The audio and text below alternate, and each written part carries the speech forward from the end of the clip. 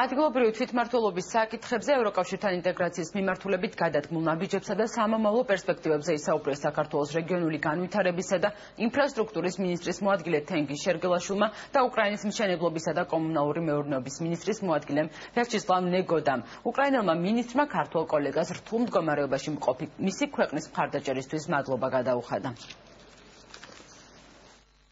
გეგმავთ რომ ჩავატაროთ ერთობლივი შეხვედრა ჯერ უკრაინაში შემდგომ საქართველოში, სადაც ვისაუბრებთ რეგიონული განვითარების პოლიტიკაზე, ვისაუბრებთ ევროკავშირთან ურთიერთობის კონტექსტში.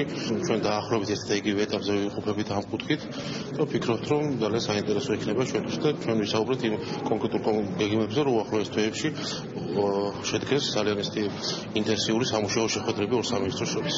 Мы будем поддерживать такое сотрудничество. ჩვენ მხარს უჭერთ ასეთ თანამშრომლობას და ვფიქრობ რომ ეს წარადგება როგორც ჩვენ სამინისტროს, ისე თქვენ სამინისტროთ და მთლიანად საქართველოს.